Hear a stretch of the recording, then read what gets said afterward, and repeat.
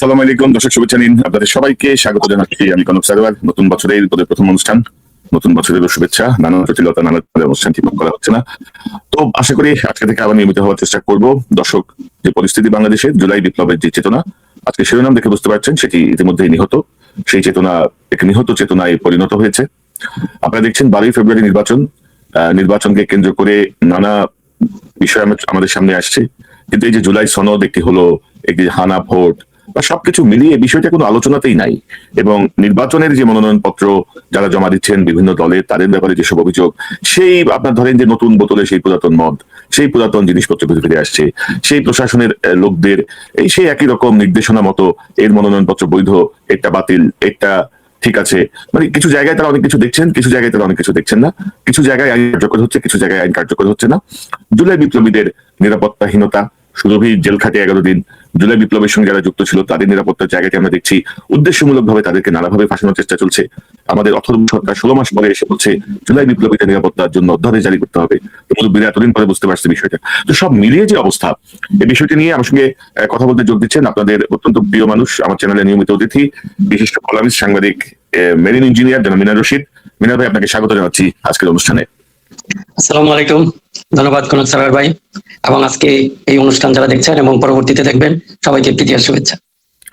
তো মিনা ভাই, যে বিষয়টা আমি শুরু করছিলাম সেটা দিয়ে আপনার কাছ থেকে শুরু করি। যে এই যে ধরেন জুলাই বিপ্লবের চেতনা, মানে আমি তো দেখে এটা নিহত আসলে। মানে জুলাই বিপ্লবটাকে যদি আমি একটা মানব শরীর কল্পনা করি, একটা একটা আত্মার মতো কল্পনা করি, তাহলে সেইটা কিন্তু এখন আর নাই। এবং আপনি যদি অত্যন্ত দুর্ভাগ্যজনক ভাবে আপনি যদি দেখেন যে এই জুলাই বিপ্লবের সঙ্গে যুক্ত তিনজন স্টুডেন্ট লিডার, তারা কিন্তু সরকারেও ছিল, সরকারের থেকেও কিন্তু তারা জুলাই বিপ্লবকে আপহোল্ড করে নাই, তাদের নিরাপত্তা নিশ্চিত করে নাই, কোনো কিছুতেই তারা যায় নাই। ক্ষমতা থেকে বের হয়ে এসে বলতেছে যে একটা লাশ পড়লে আরেকটা লাশ ফেলাই দেবো। উগ্রবাদকে উগ্রবাদ দিয়ে মোকাবিলা করা যায়? তো মানে কিভাবে দেখেন এই যে জুলাই বিপ্লবটা এইভাবে যে নিহত হয়ে গেল, আপনি কি মনে করেন? নাকি নিহত হয় নাই? আপনার ভিন্ন মত থাকতে পারে, আপনি কি মনে করেন? হ্যাঁ কনক ভাই, আমি এটাকে পুরা নিহত বলতে চাচ্ছি না। এই মুহূর্তে তারা আহত হয়েছে, এটা বলাই মনে হয় নিরাপদ হবে। কারণ আমরা তাহলে একটা হতাশা ক্রিয়েট হয়ে যাবে, সেটা হোক, সেটা আমরা চাই না। ভাই, আহতটাকে মাত্রা দিতে হবে, গুরুতর আহত, জীবন মৃত্যু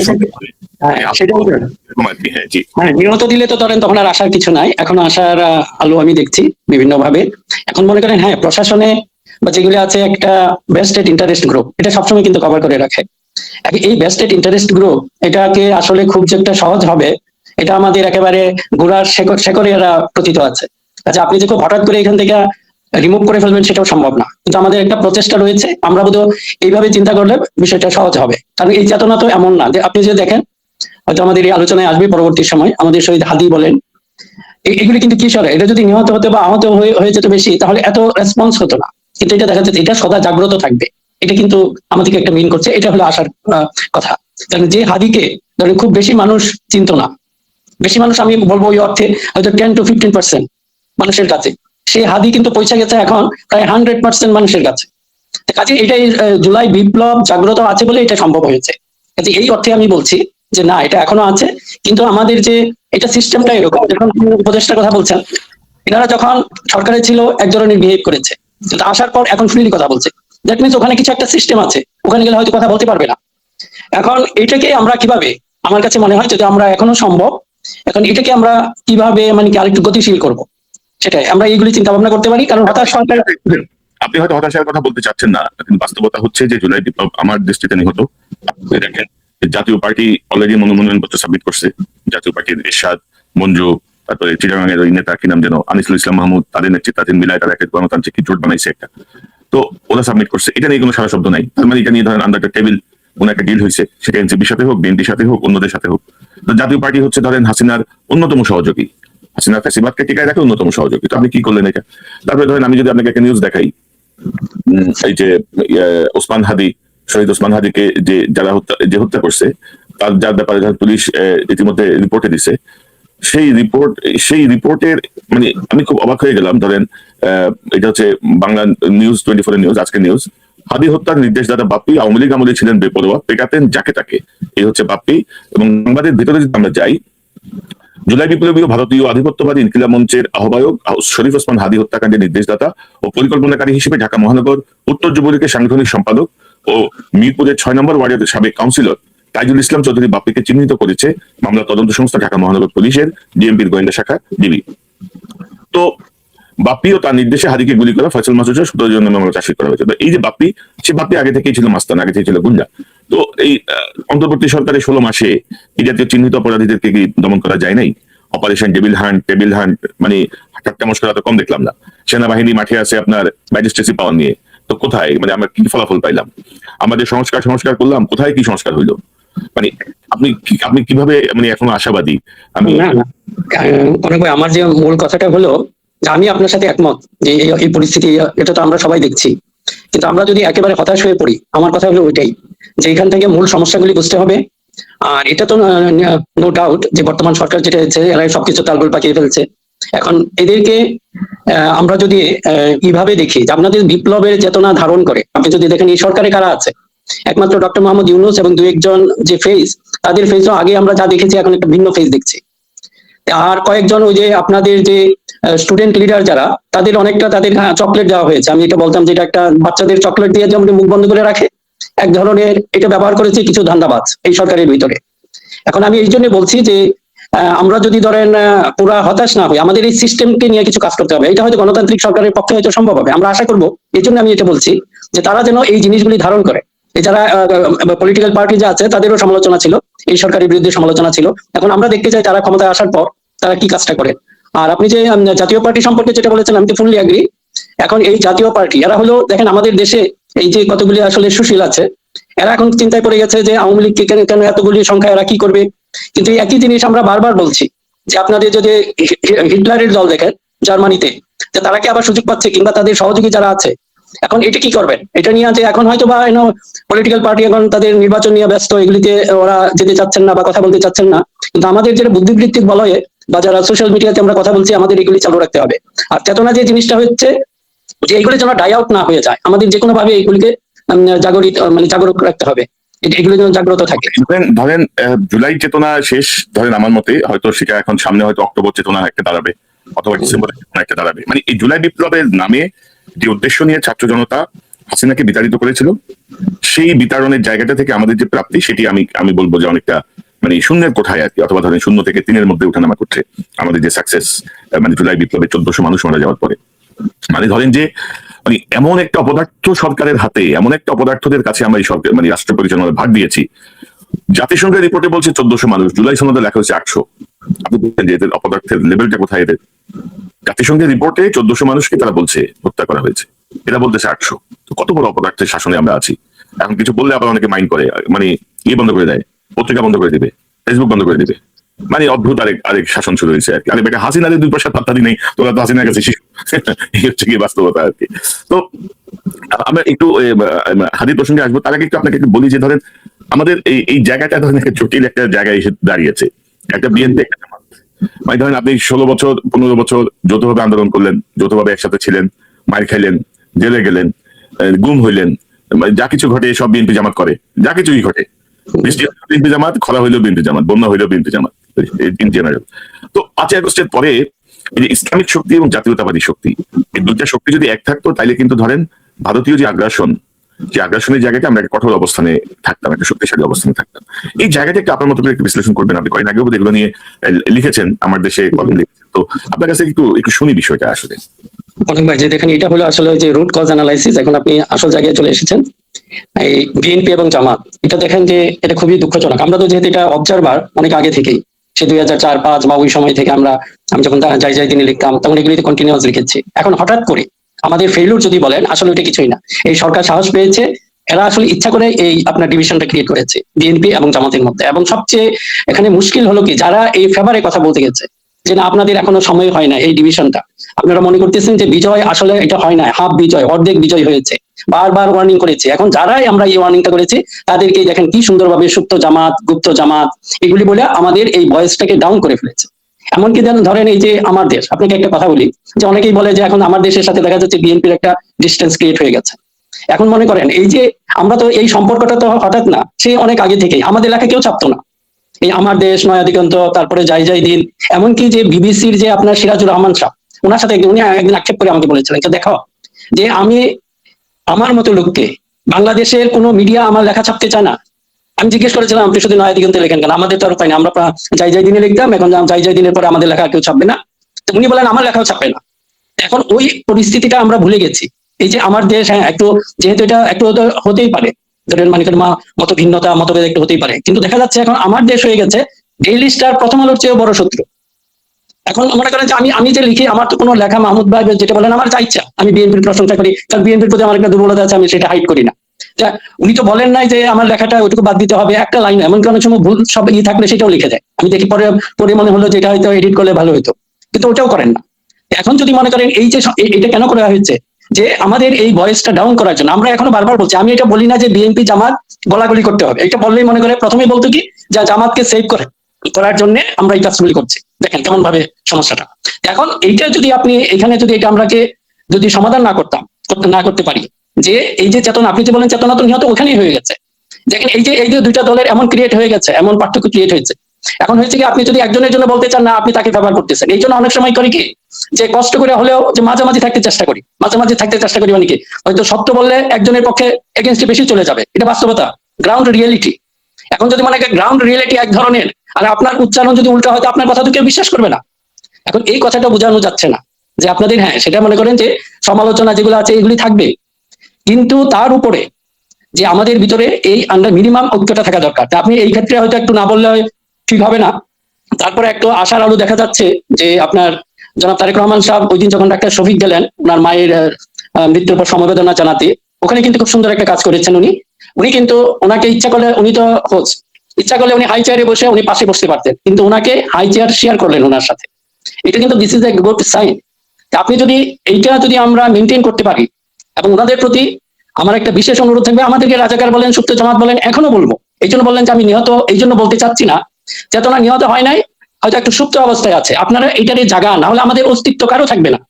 এই যে মনে করেন যে এখন সারা ওয়ার্ল্ডটা যদি পৃথিবীর দিকে তাকান, এই যে আপনাদের ওখানে কি করলো, এক প্রেসিডেন্টকে এবং তার ওয়াইফকে ধরে নিয়ে আসছে, এটা একবিংশ শতাব্দীতে এই ঘটনা ঘটছে, কাজে আবার সেই শক্তির মানে কি জোর জারক মূলকতা। এখন এই পরিস্থিতিতে যদি দাঁড়ায় এবং আমাদের মধ্যে যদি অনৈক্য থাকে, তাহলে তো সর্বনাশ হয়ে যাবে। এরকম হয়তো আপনাকে কাউকে হয়তো এরকম তুলে নেওয়ার সাহস করবে না, কিন্তু কাছাকাছি অন্যান্য কাজগুলি তো করতে পারবে। বিনয় ভাই, ধরেন আমি যেটা দেখছি আর কি, ধরেন এখানে একটা নতুন কৌশল অবলম্বন করছে বিএনপি পন্থী বেশ কিছু ধরেন অনলাইন অ্যাক্টিভিস্ট, তারা ধরেন 2000 জুলাই মানে আন্দোলন শেষ হওয়ার আগ পর্যন্ত তাদের কোনো সারা শব্দ তেমন ভাবে ছিল না, তারা বিভিন্ন সময় আপোষ করছে, নানা রকম ভাবে ইয়ে করছে, আড়ালেই ছিল। জুলাই ধরেন এক একজন বিশাল বিশাল ধরেন ইয়ে হয়ে গেছে, মানে শেড হয়ে গেছে। বসন্তের কুটিল, আপনি যদি তাদেরকে একটু স্টাডি করেন, কিছুদিন আগে কি কথা বলছে এখন সম্পূর্ণ উল্টা। আর আমরা যারা আছি, আমরা তো ভাই কোনো খুদ করার জন্য বলি না, যেটা সত্য সেটা বলে যাব, আমরাও জানি। ওরা এখন ধরেন আমাদেরকে কাউন্টার করার চেষ্টা করতেছে, এরা গুপ্ত জামাত, এরা দেশের মধ্যে এই করতেছে, ওরা দেশের মধ্যে এইসব নানা কিছু ফালতু জিনিস আমি ইগনোর করি। তো আমি বিএনপির অত্যন্ত শীর্ষ মহলে ধরেন শীর্ষ নেতার কাছে জানতে চাইছিলাম যে এই যে এই বিষয়টা কি করতেছে এরা, এটাকে আপনার চোখ করে বলে যে এরা তো আমাদের দলের কেউ না, এটা কি দলে কোনো পদ আছে না, এরা কিছু করে, আমাদের দলের পদ নাই, কিন্তু দলের পদধারী কারো পদলেহন করে তাদের কাজগুলো করতেছে। মানে ধরেন যে বিএনপির এখন স্ট্র্যাটেজি হচ্ছে যে আমরা তো ক্ষমতা আসবো, ওরা ধরেই নিছে, সো আমরা ক্ষমতা আসার আগেই এদেরকে এমন একটা ইয়ে করতে হবে যে যেন এদের গ্রহণযোগ্যতা কমে। তো সাধারণ মানুষ কি ঘাস খায়, সাধারণ মানুষ বুঝে না। এইটা কোনো আরেকটা জিনিস, এটা মনে হয় আজকে আমি আমার যে সাপ্তাহিক কলাম সেটাতে লিখেছি, যে এরা করে কি, আগে ধরেন গত 50 বছরে আমরা কি দেখলাম, এই যে বিএনপি এবং জামাতের মধ্যে, বিশেষ করে বিএনপি এবং আওয়ামী লীগ, জামাত তো হয়তো ইয়ার ব্যানারেই ছিল, অনেকটা বিএনপির পাশেই ছিল। এখন এটা যদি দেখেন, তারা একটাকে বানিয়েছিল যে এটা ব্রাহ্মণ দল আর একটা নমশূদ্র, এটা কি কিন্তু খেয়াল করেন, এই একই জিনিসটা গত 50 বছর থাকাতে এই কারণেই কিন্তু আমাদের গণতন্ত্র এখানে ফ্লারিশ করতে পারেন। আপনি যদি সবসময় দেখেন আমাদের এলিট শ্রেণী, আমাদের সুশীলরা সবসময় তারা ওইভাবে দেখতো, মানে বিএনপির কোনো পাত্তাই ছিল না, এবং একই ধরনের হুবহু দেখেন একই লোক, এরা এখন বিএনপি কে ব্রাহ্মণ বানিয়েছে, আর জামাত বা অন্যান্য যারা আছে তাদেরকে নমশূদ্র, তারা এই ধারাটা বজায় রাখতে চায়।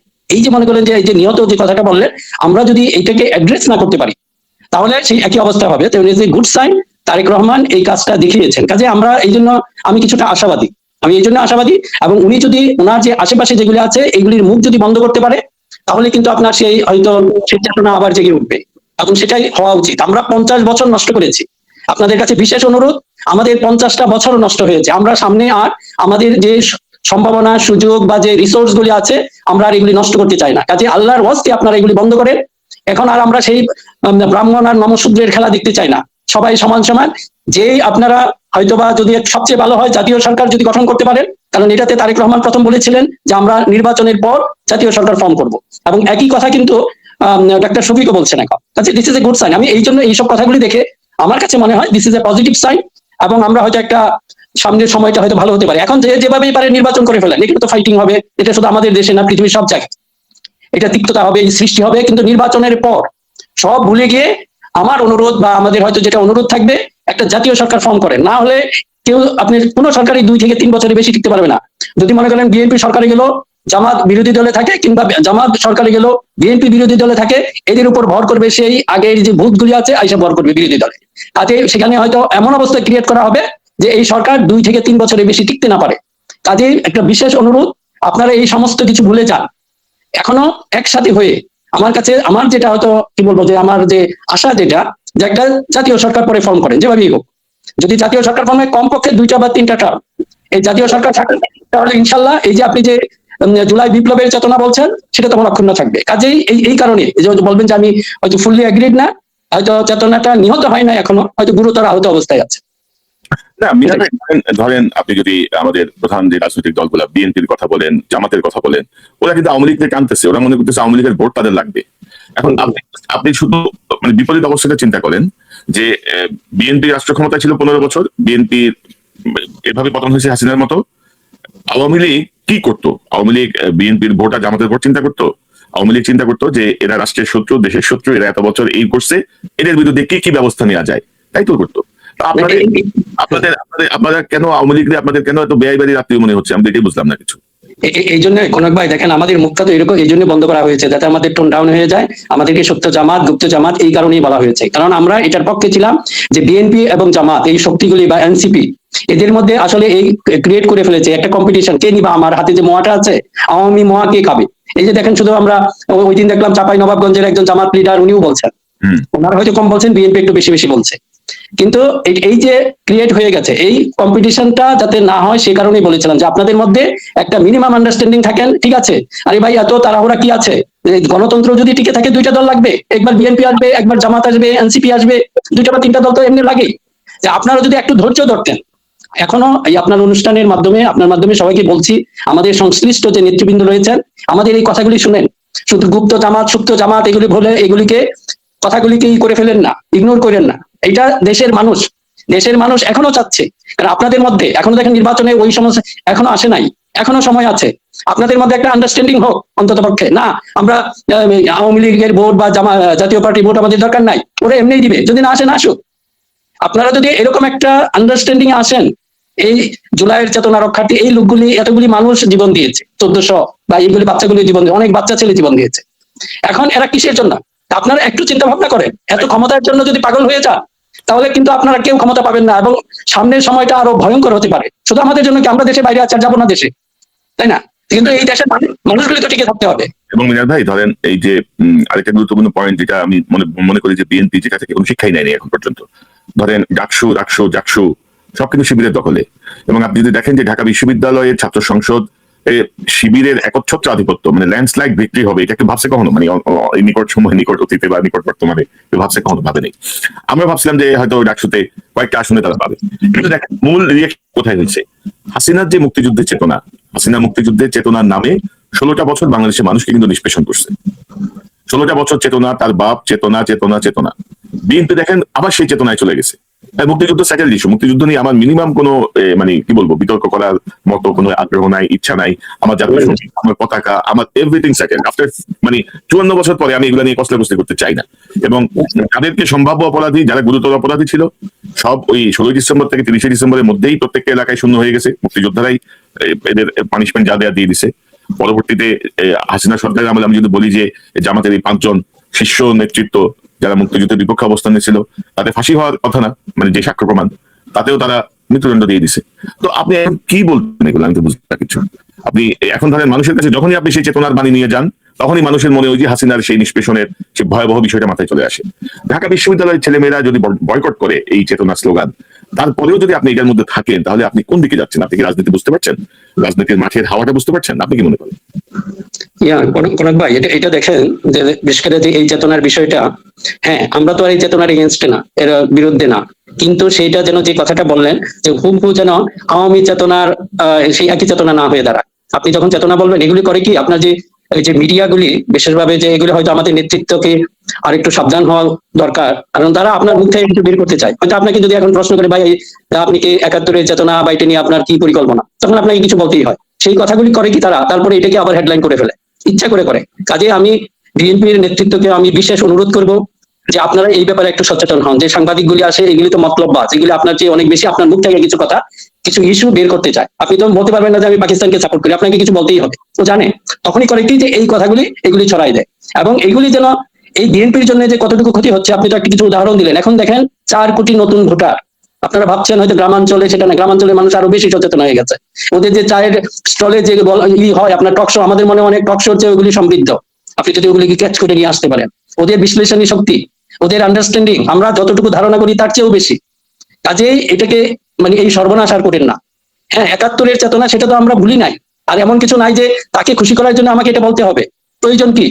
আমরা যেটা আছে, হ্যাঁ আমাদের সহজভাবে বলেন আমাদের চেতনা আওয়ামী চেতনা থেকে ভিন্ন, একই চেতনা না। আমরাও ধারণ করি, আমরা মুক্তিযোদ্ধা ছিলাম, আমরা মুক্তিযুদ্ধকে ধারণ করি, এবং এটার এগেনস্টে আমাদের যাওয়ার প্রশ্নই আসে না। হ্যাঁ, আর এইগুলি নিয়ে যখনই আপনি বলতে চান এটা রং মেসেজ একটা ছড়িয়ে যায়, যেটা আপনার জন্য আসলে ক্ষতির কারণ হবে। এগুলি নিয়ে এগুলি সেটেলড ইস্যু। এমনকি আমি একটু অনুরোধ করবো যারা জামাতপন্থী বা অন্য যারা আছেন তারাও এগুলি নিয়ে খোঁচাখুচি করেন না, কিছু হলে এটা সহ্যই করবেন। কিছু বলবে ওরা তো ইচ্ছে করে বলে যে আপনাকে একটু খুঁচিয়ে আপনাকে রাগিয়ে দিয়ে ওখান থেকে একটা বেনিফিট নিবে। ওরা যখন বিএনপির কাছে একটা অ্যাপ্রোচে যায় যেরকম চেতনা নিয়ে, দেখেন এই শয়তানগুলি কি কাজ করে। বিএনপি লিডারদেরকে এমন প্রশ্ন করে যেটা আবার তারা হেডলাইন করবে। একইভাবে জামাতকে এমন কিছু প্রশ্ন করবে যাতে এই ইস্যুগুলিতে আমরা আবার ব্যস্ত থাকি।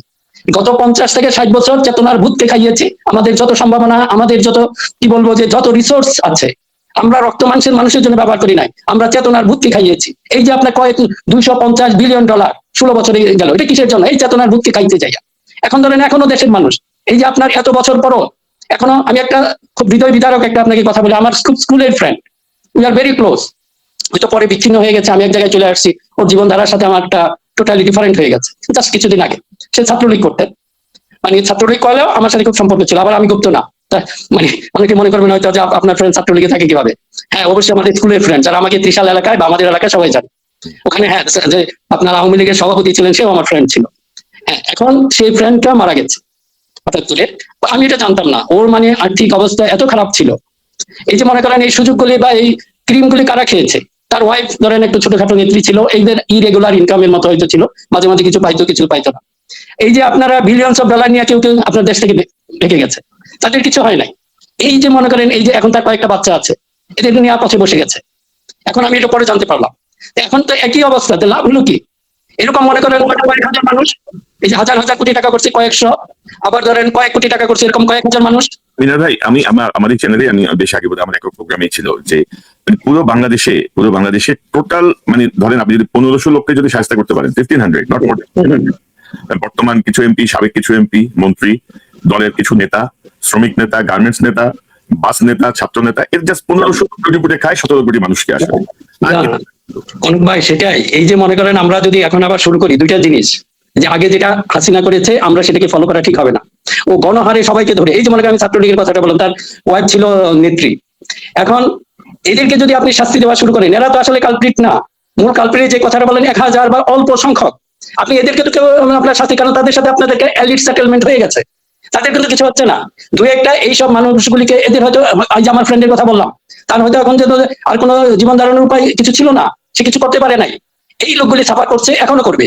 এবং এগুলির জন্য যদি আপনি বলেন যে আপনার ধরে হ্যাঁ আওয়ামী লীগের পুরা ভোট আমাকে নিতে হবে, কাউকে না কাউকে দিবে।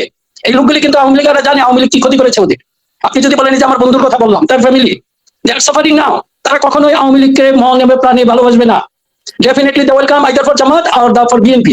আপনারা কেন এই সমস্ত কিছু সংখ্যক আপনার বুদ্ধিজীবী এলিট যারা আছে তারা বলে না আওয়ামী লীগের আপনি কি করবেন? ওরা অটোমেটিক্যালি এই সমাজের সাথে ই হয়ে যাবে, এগুলি নিয়ে আপনার চিন্তা করতে হবে না। কাজে এই যে জি বলেন না, বললাম যে মতি মাহফুজ এখন ধরেন বিএনপির পা চাকতেছে, বিএনপির বগলের নিচে ঢুকে গেছে, এখন বোধহয় বিএনপির আর কেউ ঠেকাইতে পারবে না। মতি মাহফুজ ঢুকে গেছে, বুঝছেন, খুব খুশি, মতিও খুশি, মাহফুজও খুশি, আমাদের ফখরুল ইসলাম আলমগীর টালমগীর সব খুশি। প্রথম আলো ডেলি এখন তাদের বগলের নিচে আসছে। তবে আমার ধারণা কি জানেন মিনার ভাই, যে বিএনপির মধ্যে যে রয়ের একটা গ্রুপ আছে, জামাতের মধ্যে কিন্তু রয়ের একটা গ্রুপ আছে, মানে এটা যেটা হয় গোয়েন্দা সংস্থাগুলো বিদেশি এগুলা, ওরা মিলে এই বিভাজনটা তৈরি করছে এবং ওরা আপ্রাণ চেষ্টা করতেছে যেন এটা অব্যাহত থাকে। এটা যদি অব্যাহত থাকে তাহলে ভারতের পক্ষে তাদের আধিপত্য ডিভাইড এন্ড রোল আর কি, ওইটা আর কি আমাদের ওই ওই ওইতে তারা গেছে আর কি। তো এখন আমি জানি না আনফরচুনেটলি এখন এই জন্যই কনক ভাই, যে আপনার ওই দিন দেখলাম কি যে আমি একটু অ্যানাউন্স দিলাম আমরা দুইজন কথা বলতে আসবো, ওই দুই রাজাকার, দুই সুপ্ত রাজাকার এই অনুষ্ঠান দিব না। কাজে এরা এই যে মনে করলেন এগুলি আসলে ছড়াই না। এখন ধরেন ভাই, এই হাসিনা তো জিয়াউর রহমানরাও বলছে রাজাকার, তাই না? এ যা সুবিধা মতো ব্যবহার করতেছে এগুলা, এরা যারা এই কথাগুলো বলছে, যারা এই কথাগুলো প্রচার করছে, পাবলিশ করছে, বিএনপি এখন তাদের কলেজায় ঢুকছে। কিন্তু যারা জিয়াউর রহমানকে অপমান করছে, যারা বেগম জিয়াকে অপমান করছে, তারেক রহমানকে দুর্বৃত্ত বানায় টাইটেল দিছে, সবকিছুর পিছনে বিএনপিকে যারা দোষারোপ করছে, তারাই এখন বিএনপির খুব কাছে চলে গেছে। তাই সেই ব্যবসায়ীরা এখন তারেক রহমানের আশেপাশে যাচ্ছে, অর্থাৎ এই জায়গাগুলো স্ক্রিনিং করা কেউ নাই। এবং আপনি যদি দেখেন অন্তর্বর্তী সরকারের একই অবস্থা। তারেক রহমান 18 বছর পরে দেশে আসছেন, পার্সন টু পার্সন চেনেন না, জানেনও না, তো কারো ওনাকে গাইড করতেছে। এবং এই যে বিভাজনের জায়গাটা, পাশাপাশি আওয়ামী লীগ বিএনপি, আমার মনে হয় যে বিএনপি আওয়ামী লীগের স্ট্র্যাটেজিটা নিচ্ছে যে ইচ্ছা মতো গালাগালি করে, গালাগালি করলে সব ঠিক, গালাগালি করলে যে সব ঠিক হয় না। বট বাহিনী তো আমরা মোকাবেলা করে এতটুকু আসছি, ইনশাল্লাহ অসুবিধা হবে না, we will tackle everything very smoothly. তো হাদি, শহীদ হাদি, হাদি ধরেন আমার এখানে জুলাই বিপ্লবের পর আমার চ্যানেল থেকে বোধহয় শুরু করছিল হাদি অনলাইনের অ্যাক্টিভিটিতে। তখন হাদি রেখে চিন্তাও না, এভাবে ডাকতেও না। প্রথম হাদি বোধহয় আমার প্ল্যাটফর্মে শুরু করছিল। আপনার প্ল্যাটফর্মেই আমি একটু বলি। হাদি আসলে প্রথমে আমাকে একজন ইন্ট্রোডিউস করে দেন, মালয়েশিয়ার একজন প্রফেসর। একটু কাহিনীটা বলি, তারপরে আপনার অনুষ্ঠানে ওর মাধ্যমে প্রথম পাবলিকলি যে কোনো একটা মানে বৃহত্তর একটা প্ল্যাটফর্মে সেটা আপনি নিয়ে এসেছেন। এটা ডেফিনেটলি এই জন্য জাতীয় আপনার প্রতি এরকম একজন মানে কি আগুন বা কি বলবো, যার ভিতরে আগুন ছিল, সেটা হয়তো আমরা প্রথমেই বুঝতে পেরেছিলাম। আর এই জন্য definitely all credit goes to you আমি বলবো, কারণ আমি তো নিজে জানি পুরোটা।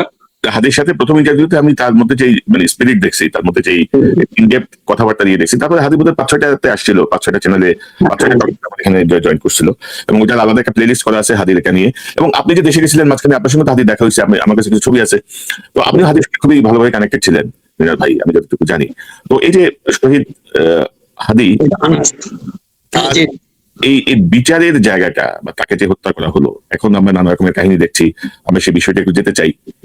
ধরেন আমি যদি আপনাকে আমাদের পত্রিকা নিউজ থেকে যদি একটু দেখাই, যে ডিবির প্রধান বলছেন ওসমান হাদির হত্যাকারী ফয়সলের সন্ধান দিলেন ডিবি প্রধান। ইনকিলাব মঞ্চের আহ্বায়ক শরীফ ওসমান হাদির হত্যাকারী ফয়সল করিম মাসুদ দুবাই নয়, ভারতেই আছেন বলে জানিয়েছেন গোয়েন্দা বাহিনীর প্রধান অতিরিক্ত পুলিশ কমিশনার মোহাম্মদ শফিকুল ইসলাম। এখন কথা হচ্ছে যে আবার নিউজ আসছে যে বাপ্পি সেই নাকি এগুলার নির্দেশ দিচ্ছে বা সেটা তাকে দমাইতে চাইছে। এখন ধরেন হাদি মারা গেল, হাদি গুলিবিদ্ধ হলো দুপুর 2:30টায়। এরপর থেকে রাত 3টা পর্যন্ত, যেটা আমরা পরবর্তীতে দেখছি বিভিন্ন পত্রিকায় আসছে, বিভিন্ন রেফারেন্সে আসছে, যে হাদি ইন্ডিয়া চলে গেছে। রাত 9:30টায় ডক্টর ইউনুস সকল বাহিনী প্রধানদের নিয়ে বৈঠকে বসছেন, এবং তিনি প্রথম যে মন্তব্য করছেন সেটা হচ্ছে যে হাদির হত্যাকারী বা মানে হাদির উপর হামলাকারী যেন দেশ থেকে পালাতে না পারে। তারপরেও কিন্তু বহাল তবিয়তে সে ভারতে চলে গেছে। এরপরে সে নানাভাবে বিভ্রান্ত করার চেষ্টা করছে। তো এখন ধরেন এই যে 17 জনকে অভিযুক্ত করে একটা চার্জশিট দেওয়া হয়েছে, তার মধ্যে মানে আপনি কিভাবে দেখেন, মানে এই যে জুলাই বিপ্লবীদের নিরাপত্তার জন্য এখন সরকারি 16 মাস পরে এসে আপনার মানে আমি আপনাকে যদি নিউজটা দেখাই তাহলে বোধহয় ভালো হবে, যে মানে কি আমি আসলে ভাই এগুলো আসলে কিছু বুঝতেছি না। ধরেন এই নিউজটা অত্যন্ত মর্মান্তিক একটা নিউজ। দেখেন 16 মাস পরে 8 জন জুলাই শহীদের পরিচয় শনাক্ত, কবরে স্বজনদের হাজারি। 16 মাস লাগলো 8 জন জুলাই শহীদের ডিএনএ টেস্ট করে শনাক্ত করতে, মানে জুলাই সরকার ক্ষমতায়। এরপরে অবস্থা। তো এখন মানে আমি এগুলো যখন কথা বলতে চাই না, আমি নিজেও খুব ইমোশনাল হয়ে যাই এবং মেজাজ খুব খারাপ হয়ে যায়। আপনি মনে করেন যে 16 মাস পরে আইসা বলতেছে যে একটা অধ্যাদেশ জারি করতে হবে এখন জুলাই বিপ্লবীদের নিরাপত্তা রক্ষায়। এতদিন তোমার ঘাস কাটছো, এতদিন তোমার কি গাঁজা খেয়ে নেশায় বুধ হয়েছিল, এতদিন মাথায় কাজ করে নাই, কি মনে করেন আপনি? কনক ভাই, যে আসলে দরদের ব্যাপারটা হয় কি, যে আপনি তো এগুলির সাথে থাকতে হবে। কিন্তু ধরেন আমি দেশে গেলাম, যাওয়ার পর আমার আব্বার কবর জিয়ারতের পরেই আমি চলে যাই শহীদ আনাসের কবর। সেখানে আমার সাথে ছিল হাদি, যেটা আপনি এর মধ্যে দেখেছেন, এবং সেই কবরের পাশে দাঁড়িয়ে সেই হাদি মোনাজাত করেছিল। এখনো সেটা আমার কান্না আসে। এই যে কথাগুলি বলেন, এগুলি তো আপনাকে ফিল করতে হবে। এগুলি কাউকে বলে আপনি এগুলিকে অনুভব করাতে পারবেন না। এই জুলাই বিপ্লবের এই সরকারের সবচেয়ে বড় ফেইলিউর হলো এরকম তো কেউ ফিল করে নাই, যে যারা এখন এর মধ্যে আছে। এই হাদির হত্যা, আপনি এটা জানেন এই ছেলেটা কেমন ছিল। এমনকি কিছুদিন আগে সিঙ্গাপুরে এসেছিল। আমার এত ব্যস্ততার মধ্যেও ওকে আমি অনেক সময় দিয়েছি। কারণ ওর কাছে যেন আমি আর সত্যিকার ভাই বলে অনেক বড় বড় লিডার আসলে আমি যাই না, কেন জানি আমার যেতে ইচ্ছে করে না। কিন্তু হাদির প্রতি কেমন যেন একটা টান ছিল, বিশ্বাস করেন তখন আমার এত ব্যস্ততার ভিতরে আমি সময় দিয়েছি। এখন এই হাদিকে, এখন কথা হলো যে আপনারা শুধু লেফট রাইট করেন, তাই না, যে এইগুলো আমরা 15 জন 16 জন আছে, এটা কেন এত সময় লাগবে? এবং এই হাদির জন্য এটা আমাদের দেশের এত বড় সম্পদ, আপনারা সেটা এখনো পর্যন্ত অনুধাবন করতে পারেন নাই হাদি কি ছিল। কাজে এদের কাছে আপনি কি, আমি জানি না, আপনি যে কথা বলছেন আমার মেজাজ খারাপ হয়েছে, আমি তখন আর কথা বলতে পারি না। এখন পর্যন্ত আপনাদের এত সময় কেন লাগবে? আমি বলবো যে ইনকিলাব মঞ্চের সাথে যারা আছেন আপনারা এই দাবি থেকে সরে যাবেন না। এখানে কোনো পলিটিক্যাল, এখানে বিএনপি লাভ হোক বা জামাতের লাভ বা লস, এগুলি আমরা দেখবো না। এই হত্যার বিচার হতেই হবে এবং দৃষ্টান্তমূলক বিচার হতে হবে। যদি বাংলাদেশে না থাকে, সেটা যদি কোনো একটা শত্রু দেশে থাকে, দে আর আওয়ার এনিমি, ডাইরেক্টলি বলতে হবে। আমাদের যদি এরকম কাউকে ক্রিমিনালকে সেভাবে ধরে রাখে, শেখ হাসিনার চেয়েও সেটা কম না হাদির হত্যাকারী। কাজে আপনাদের এই সময় আপনারা এখানে লেফট রাইট করছেন কেন? আপনারা লেফট রাইট করে এটা দেখান, আমরা এই লেফট রাইট দেখতে চাই না, আমরা চাই হাদির বিচার চাই, এবং এটা থেকে আমরা কোনোভাবেই পিছুপা হবো না। এবং যদি পরবর্তী যে সরকারি আসবে তাকেও কিন্তু এটা মাথায় রাখতে হবে। দরকার কি এত ভয় পাওয়ার কিছু নাই আপনাকে।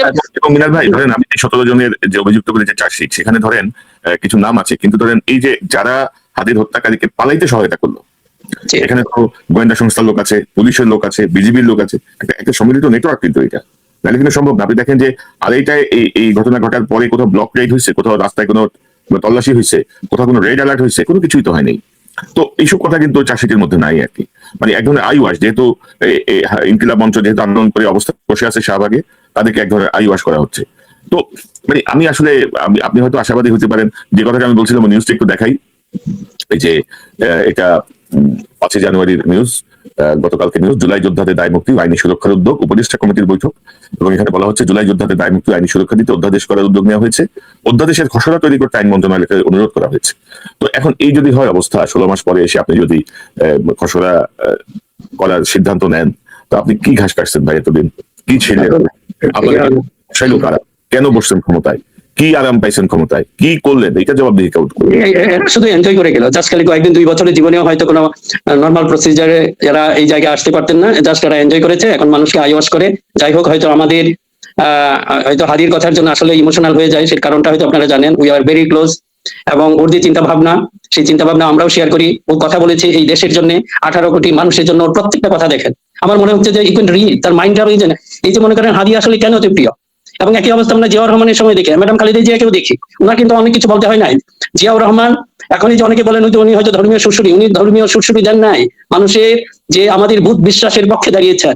এখন ওনার মধ্যে কোনো ছিল না, হিপোক্রেসি ছিল না, মানুষকে শো করেন না, ওনার ভিতর বাইর এক ছিল, এবং সেটা মানুষ দেখতে পারতেন। এক্স্যাক্টলি সেম কাজ আমরা দেখেছি ম্যাডাম খালেদা জিয়ার মধ্যেও, উনি কিছু শো করেন নাই। উনি দেখেন, উনি একটা কমফোর্টেবলি লেডিসদের যেভাবে কাপড় পরেন সেভাবে উনি পরতেন, এবং এটা পরেও কিন্তু মৌলানা আজিজুল হক, প্রফেসর গোলাম আজম, আমাদের বড় বড় মৌলানা, ওনাদের সাথেও কিন্তু ইসলামী ব্যক্তিত্বের সাথে উনি মিশেছেন। ওনারা কেউ সাহস করেন নাই ম্যাডামকে বলতে, ম্যাডাম আপনি ঘুমটাটা একটা ভালো করে দেন। This was her personality. কারণে হয়েছে কি, এখন আমরা দেখি আপনারা কি করছেন, সে হাসিনাকে ফলো করে। আপনার মনে করেন নর্মাল অ্যাপিয়ারেন্স আছে, আপনি টুপি পরেন না, তা আপনাকে কেন টুপি পরে পাবলিকের সামনে যেতে হয়? এটা তো হাসিনার পলিসি, এটা ম্যাডামের পলিসি না, এটা জিয়াউর রহমানের পলিসি না। জিয়াউর রহমানকে কখনো দেখতে পারবেন না নামাজ পড়ে এগুলি ডিসপ্লে করেছেন। ওনার মতো মনে হয় ধার্মিক আমার চিন্তা মতো খুব কম আছে, কিন্তু উনি কখনো এগুলি ডিসপ্লে করেন নাই। ডিসপ্লে করেছে শেখ হাসিনা। এখন আনফরচুনেটলি দেখা যাচ্ছে যে আমাদের লিডাররা শেখ হাসিনাকে ফলো করছেন। আপনারা ফলো করেন জিয়াকে, আপনারা ফলো করেন ম্যাডামকে। ম্যাডাম কিন্তু দেখেন অনেক শক্ত কথা বলেছেন। এই যে জিয়াউর রহমান আল্লাহর উপর পূর্ণ আস্থা ও বিশ্বাস, এইটা সংবিধানে এনেছেন। এটা কিন্তু সাহসের প্রয়োজন ছিল, কাউকে শো করার জন্য করেন নাই। এই জন্য তাকে টুপি মাথায় দিয়ে মুসলমান হিসাবে তাকে দেখাতে হয় নাই। মানুষ জানে তার ইমান, তাকে ভিতর দেখতে পারে। কাজেই আপনাদের প্রতি অনুরোধ, এই জিনিসগুলো একটু বুঝতে চেষ্টা করে, মানুষের নাক বুঝতে চেষ্টা করে, মানুষ আসলে কি চায় সেটা বুঝতে চেষ্টা করে। আমরা যারা বলছি তাদেরকে সুপ্ত জামাত, গুপ্ত জামাত, আরে ভাই আমি যদি গুপ্ত জামাত সুপ্ত জামাত হলে ওলিউল্লাহ নুমান ভাইয়ের মতো তো কোথাও একটা নমিনেশন নিয়ে নিতাম। আমার কেন এখন কথা বলতে, আমি দেশের জন্য কথা বলি। আই ডোন্ট বদার যে আপনারা কি বলেন। আমার মনে হয় না যদি আমি কোথাও যেতাম আমরা ওইরকম 1-2টা সিট হয়তো করতে পারতাম, জামাত হয়তো দিতে খুশি হয়। এখন যদি সিট না নিতে, এখন আর গুপ্ত জামাত কেন থাকবো? আমরা এই কথাগুলি বলছি, এগুলো হচ্ছে ধরেন এইগুলি কেন বলছি কনক ভাই, যে টোন ডাউন করে দেয়, আমাদের কথাগুলো একটু গুরুত্ব দেন, এগুলি শুনতে চেষ্টা করেন। কারণ আমরা মানুষের কথা বলি, মানুষের মনের কথা বলি, তাই না? আপনাকে সেগুলি শুনতে হবে। এগুলি কোনো ভং ধরার প্রয়োজন নেই। এই ভং ধরতো শেখ হাসিনা। আমরা সেই শেখ হাসিনার ইজম, তার কোনো স্টাইল আমরা আর দেখতে চাই না। যা করবেন সম্পূর্ণ খোলাখুলি করেন, তাই না? এইটা মনে করেন, হ্যাঁ, এই সুযোগটা এরা পেয়েছে এই কারণেই আপনাদের ভিতরে এখনো। কারণ এই যে কথা বললাম, হাদিকে সহজে মানুষ পড়তে পারতো, তার মন পড়তে পারতো, জিয়াউর রহমানের মন পড়তে পারতো, বেগম জিয়ার মন পড়তে পারতো। কাজে আপনারা ডিফিকাল্ট হয়েন না, জনগণ যেন আপনাদেরকে ডিফিকাল্ট না মনে করে। আর তারেক রহমানকে এখনো বলি না, he has shown some positive sign, we are happy. আমি সত্যিকার হ্যাপি এবং আমি সেটা প্রশংসা করেছি। আমি এটা ভয় পাই না যে প্রশংসা হয়। ধরেন তারেক রহমান সাহেবের ধরেন এই যে দেশে ফেরার পর থেকে এই পর্যন্ত আমি যে বিষয়গুলো দেখলাম তাতে ধরেন আমার মনে হচ্ছে যেন তিনি একটা গুণগত পরিবর্তন আনতে চাচ্ছেন, যেটা উনি আগেও চেষ্টা করছিলেন। বিএনপি যখন 2001 সালে ক্ষমতা ছিল তখনও তিনি শেখ মুজিবুর রহমানের কবর জিয়ারত করছেন যাওয়ার পথে। মানে উনি কিন্তু পজিটিভ লাইনেই ভাবার চেষ্টা করেন। কিন্তু আপনি যদি দেখেন এই যে ধরেন ওনার সাথে ঢাকা বিশ্ববিদ্যালয়ের ভিপি সাদিক কায়ুম ডাকসু দেখা করলো, এটা নিয়ে কিন্তু ধরেন বিএনপি চুলবুল বুদ্ধিজীবী আছে না কিছু চুলকানি শুরু হয়ে গেছে, কেন দেখা করলো, সে তো এই বলেছে সে তো ওই বলেছে, কেন দেখা করলো, শফিক সাহেব দেখা করলো, এটা নিয়ে আরেক চুলকানি, মাহমুদুর রহমান দেখা করলো, এটা নিয়ে আরেক চুলকানি। মানে ধরেন যে তার দলের ভেতরের লোকজন, মানে আমার ক্ষতি করার জন্য কিন্তু বাইরের লোকের থেকে আমার ভিতরের লোক, আমার বন্ধুই যথেষ্ট আমাকে আমার সর্বনাশ করার জন্য। আমার সঙ্গে আমার শত্রুকে হয়তো আমি চিনি, আমার বন্ধুকে তো আমি শত্রু হয়তো ভাবি না, সেই কিন্তু ধরেন আমার শুভাকাঙ্ক্ষী সেজে সর্বনাশ গুলা করতেছে। আপনি দেখেন তারেক রহমান সাহেবের সাথে সাদিক কায়ুম, মাহমুদুর রহমান, শফিক সাহেব প্রত্যেকটা বৈঠক নিয়ে বিএনপির লোকজন যারা মনে করতেছে যে আমরা তারেক রহমানকে মানে আমার আর কি আমার গড, এরকম একটা অবস্থা, তাদের খুশি করার জন্য তারা কিন্তু যে বিরুদ্ধচারণ করছে, এটা কিন্তু তারেক রহমান সাহেব আসলে উনি যেভাবে ভাবছেন কতদিন এইসব প্রভাব থেকে দূরে থাকতে পারবেন, সেটা একটা চিন্তার বিষয় আমার মধ্যে কাজ করছে। তো যে এই পজিটিভ দিকগুলি, এই জন্য আমি বললাম যে এটা পজিটিভ না যে শুধুমাত্র জামাতের জন্য, এটা ওনার একটা ইনক্লুসিভ যে চিন্তা ভাবনা, এটা ভালো, কারণ এটা আসলে দায়িত্ব নিতে হবে। আরেকটা জিনিস চিন্তা করেন, আপনি যদি যখন একটা প্রাইম মিনিস্টার বা প্রধানমন্ত্রী হলেন তখন কিন্তু আপনাকে একটা শপথ নিতে হয়। শপথের বাক্যগুলি কি? আমি রাগ অনুরাগের বশবর্তী হইয়া এমন কিছু করব না। কাজে এটা কি ওই মুহূর্তের শুধু কথা না, আপনার বাস্তব জীবন দ্বারা সেটা প্রতিফলিত হতে হবে। যে হ্যাঁ, আপনার ভিতরে আসলে আপনি জামাতকে দেখলে আপনার মাথা, ওই যে শেখ হাসিনা নাকি ধার্মিক মানুষ দেখলে সে খেপে যেত, এরকম হলে তো আপনি কাজ করতে পারবেন না। এমনকি শুধুমাত্র প্রাইম মিনিস্টার না, খেয়াল করে দেখেন আমাদের প্রত্যেক যারা মন্ত্রী হন তাদেরও শপথ নিতে হয়, তাদেরও একই কথা উচ্চারণ করতে হয়। কাজে আপনি যখন মন্ত্রী হবেন, যে কোনো দলেরই হন, সে আপনি জামাত থেকে মন্ত্রী হলেন, তা আপনি বিএনপি কে দেখলে যদি আপনার রাগ অনুরাগ জেগে ওঠে, তাহলে you are not fit for this post. কাজে আমার কাছে বিশেষভাবে অনুরোধ থাকবে, শুধুমাত্র যারা প্রাইম মিনিস্টার হবেন তারাই না, যারা মিনিস্টার হওয়ার নিজেদেরকে, এটা একটা যোগ্যতা। আজকে যদি দেশের মানুষ সচেতন হতো, আপনারা এগুলি প্লে করতে পারতেন। আমি শুধু বিএনপি কে বলছি না, জামাতের অনেকের দেখি যে এমন মন্তব্য করে মনে হচ্ছে যে বিএনপি পেলে উনি মনে হয় একেবারে হিটলারের ইয়াতে ঢুকিয়ে ফেলবে। জানি যে একটা ছিল না, যেটা হিটলার করতে যেরকম ফার্নেসের মধ্যে ঢুকিয়ে ফেলবে, একই অবস্থা বিএনপিরও। মানে আপনাদের এই অবস্থা কেন? আচ্ছা, আপনার যদি এই অবস্থা থাকে তাহলে আপনি শুধু ওই মুহূর্তে শুধু যদি শপথ বাক্য বলেন আমি রাগ অনুরাগের বশবর্তী হয়ে কিছু করবো না, সেটা তো আপনি পারবেন না। কাজে এইসব লোক তো, আপনি তো মিনিস্টার, এটার উপযুক্ত না। কাজে যারা শপথ করবেন ওই যোগ্যতা সম্পন্ন, ওরকম মানসিকতা মাইন্ডসেটের মানুষই ওখানে যেতে হবে। আজকে যদি আমরা যে কথাটা বলছি যে নলেজ বেস সোসাইটি যদি আমরা প্রতিষ্ঠা করতে পারতাম, তাহলে মানুষকে নিয়ে আপনারা এই খেলগুলি খেলতে পারতেন না। কাজে তারেক রহমান যেটা হয়েছে, ডাক্তার শফিক যে বলছে you are the next prime minister, কাজে আমরা আপনাদেরকে সেভাবেই দেখতে চাই। এই যে আপনাদের আশেপাশে যে চামচার দল, ফর দ্য গডস সেক এদের কথা শুনেন না, আপনাকে সেটা শো করতে হবে। আপনি যদি প্রাইম মিনিস্টার হন, আপনার যে বিরোধী পক্ষ, আপনার যদি বিএনপি থেকে হন, জামাত যে থাকবে বা অন্য দল যে থাকবে, তাদের প্রতি আপনার সুবিচার করতে হবে, তা নাহলে you are not fit for this post. এবং মিনাল ভাই, আপনি যেটা বলছেন যে আমরা প্রত্যাশা করব যে যারা শপথবদ্ধ হবেন রাষ্ট্রীয় দায়িত্বের শপথ নেওয়ার আগে, তাদের আশেপাশে যেন ওই জাতীয় ক্রিমিনাল গুলো না যেতে পারে। সামনে যে নির্বাচন আছে, সম্ভাব্য নির্বাচন, এখনো বলবো সম্ভাব্য নির্বাচন, কারণ প্রশাসন যেভাবে যা করছে তাতে যে কোনো সময় অনেক কিছু ঘটে যেতে পারে, আশঙ্কার জায়গা এখনো আছে। তো নির্বাচনে জনগণ যেন, মানে যে দলেরই হোক, বিএনপি হোক, আওয়ামী লীগ হোক, স্বতন্ত্র হোক, জনগণ যেন চিহ্নিত দুর্বৃত্ত চক্রকে যেন ভোট না দেয়। সে যত বড় দলের যত বড় নেতাই হোক, তাকে যেন প্রত্যাখ্যান করে। আওয়ামী ঘনিষ্ঠ লোকজন যেন প্রত্যাখ্যান করে, চোরদের যেন প্রত্যাখ্যান করে, দুর্নীতিবাজদের যেন প্রত্যাখ্যান করে, ঋণ খেলাপি যে যারা আছে তাদেরকে যেন প্রত্যাখ্যান করে। কারণ এই জাতীয় বদমাশ চক্র কিন্তু আবারও নমিনেশন পেয়ে গেছে বড় বড় দল থেকে। তো স্পেসিফিক্যালি আমাদের আহ্বান যে কোনো মার্কা দেখে ভোট দেওয়ার কিছু নাই, ব্যক্তি দেখে ভোট দিতে হবে। এটা হচ্ছে বাস্তবতা। মানে মার্কা দেখে আমি ভোট দিয়ে দিব, নো, ব্যক্তি দেখে আমাকে ভোট দিতে হবে। এটাই হোক জুলাইয়ের যে নিবু চেতনা, সেই চেতনার আলোকে বললাম আর কি। আপনার শেষ কথা। হ্যাঁ কনক ভাই, আপনি যে আসলে ইঙ্গিতটা দিয়েছেন যে হয়তো আমাদের নির্বাচন কি হবে এখন আমরা বুঝতে পারছি না, তো আমি অনুরোধ করব, এটা নির্ভর করবে এখন তার দুইজন ব্যক্তি। আমি খুব এটারে শর্ট করে ফেলি, যেটা ছিলেন আমাদের তারেক রহমান, জনাব তারেক রহমান এবং ডাক্তার শফিক। এই দুইজন যদি আসলে ঠিক থাকেন, আপনাদের প্রতি জাতির অনেক আশা ভরসার জায়গায় আপনারা আছেন। এখন যদি মনে করেন যে এই যে প্রশাসনের কথা বলছেন, এগুলি তো আসলে কি বলবো, অলরেডি স্পয়েলড প্রশাসন। এখন এরা আপনাদেরকে হয়তো বিভিন্ন বুদ্ধি বাতলাবে, সেটা আমারও কানে আসছে, আপনারও কানে আসছে, যে হয়তো এমন কিছু করবে, আপনাদের সহজ রাস্তা দেখিয়ে দিবে, for the God sake don't do it. এদেরকে ফলো করেন না, আপনাদের দরকার নাই। এই চামচাদের এরা করবে কি, নিজের একটু সুবিধার জন্য আপনাকে বিভিন্ন রাস্তা দেখিয়ে দিবে যে আপনি এইভাবে পাশ করেন, অসুবিধা কি? তারেক রহমান যদি পাশ না করে সমস্যা কি? আপনি বিরোধী দলে বসবেন, এই অ্যাটিটিউড দেখান, তাহলেই মানুষ আপনাকে টেনে নিবে, টেনে সেই জায়গায় বসিয়ে দিবে। কাজে আপনি যদি মনে করেন যে কোনো ভাবে আপনাকে জিততে হবে, তাহলে এইগুলি কিন্তু গোপন থাকবে না। আজকে জানি না এই কথাগুলো আপনার কানে যায় কিনা, এইগুলি কখনো শেখ হাসিনাই তো পারে নাই। শেখ হাসিনা এত কিছু করার পরে এগুলি কি গোপন রাখতে পেরেছে? কাজে আপনি মনে করেন না, আপনি যত চালাকির মাধ্যমে যেই হোক, আমি একজনকে বলছি না, যে পক্ষই হোক, যদি এটা করেন সেগুলি গোপন থাকবে না, এবং যে ক্ষতিটা পরে নিজের করবেন ওখান থেকে আর উঠতে পারবেন না। কাজে আল্লাহর ওয়াস্তে এটা বিশেষ অনুরোধ থাকবে, নির্বাচনটাকে মানুষের সেই প্রত্যাশার জায়গায় রাখুন। এটা নিজে যেভাবে হয়েছে এটার জন্য না হয়। জি মিনা ভাই, আপনাকে অসংখ্য ধন্যবাদ আপনার মূল্যবান অংশগ্রহণের জন্য। অনেকদিন পরে নিশ্চয়ই আপনি নিয়মিত আপনাকে পাবো। আপনাকে অসংখ্য ধন্যবাদ। ইনশাআল্লাহ। দর্শক, এতক্ষণ যে অনুষ্ঠান শুনলেন নিশ্চয়ই আপনি আলোচনা মর্মার্থ উপলব্ধি করতে সক্ষম হবেন। আবার আহ্বান, 12 ফেব্রুয়ারি নির্বাচন, ভালো লোককে ভোট দিন, কোনো মার্কা ফার্কা দেখার কিছু নাই। কোনো ঢিলখেলাপি, চোর, দুর্বৃত্ত, আওয়ামী ঘনিষ্ঠ, এসালামের আত্মীয় স্বজন, বংশ পরম্পরায় বসংবদ, এগুলো অ্যাভয়েড করেন। বাংলাদেশটাকে রক্ষা করতে হবে। ওই নেতাদের হাগাড়ম্বর দেখে আমাদের কিছু যায় আসে না। আমাদের দেশ আমাদেরকে ঠিক করতে হবে। জুলাই বিপ্লবের যেই নিহত চেতনা, প্রায় নিহত, মিনার ভাই মনে করছেন যে পুরোপুরি নিহত, গুরুতর আহত, তো সেই জায়গাটা থেকে অন্তত এটা আমাদেরকে করতে হবে। জুলাই বিপ্লবীদের নিরাপত্তার বিধান, নিরাপত্তা নিশ্চিত করা, তারা যেন কোনো রকম হয়রানি না হয় সেটার ব্যবস্থা করতে হবে। পাশাপাশি জুলাই বিপ্লবের এই চেতনাকে নিয়ে এই যেসব বৈষম্য বিরোধী নেতারা আবার ফায়দা লুটেছে, তাদেরকেও কিন্তু ছাড় দেওয়ার কোনো সুযোগ নাই। এবং এর মধ্যে আমি বলবো যে আসিফ মাহফুজ, যারা সর্বশেষ দিন পর্যন্ত ক্ষমতায় ছিল নির্বাচনের তফসিলের, তাদের ব্যাপারে আরো কড়া অনুসন্ধান দরকার। কারণ তারা জুলাই বিপ্লবটাকে আসলে শেষ করে দিয়ে এখন আবার এসে লাশ ফেলে দিবে, নানা রকমের মচকামচকি করার চেষ্টা করছে। তাদেরকে কোনোভাবেই ছাড় দেওয়ার কোনোই সুযোগ নাই। এবং আপনাদেরকে আবার আহ্বান জানাবো, আপনারা আপনাদের জায়গা থেকে সঠিক সিদ্ধান্ত নিন। এবং আমি মনে করি বাংলাদেশের সাধারণ মানুষ অনেক বেশি রাজনীতি সচেতন। তারা তাদের সিদ্ধান্ত যথাযথভাবেই নেবেন। এবং তারেক রহমান সাহেবের আশেপাশে এখন যেসব চামচা বাহিনী, বিএনপি যেসব মানব বট বাহিনী নানা অপপ্রচার চালাচ্ছে, সেই জায়গাটা থেকে আমার মনে হয় যে উনি ওনার যেই ধারায় চলছেন সেই জায়গাটা তিনি অক্ষুণ্ণ রেখে যদি এগোতে পারেন, তাহলে হয়তো আমরা নতুন কোনো আলো দেখার প্রত্যাশা করতে পারি। দর্শক, এই চ্যানেলটি সাবস্ক্রাইব করে আমাদের পাশে থাকুন, এই চ্যানেলের মেম্বারশিপ নিয়ে আমাদের পাশে থাকুন। আবারও দেখা হবে ইনশাল্লাহ। আসসালামু আলাইকুম।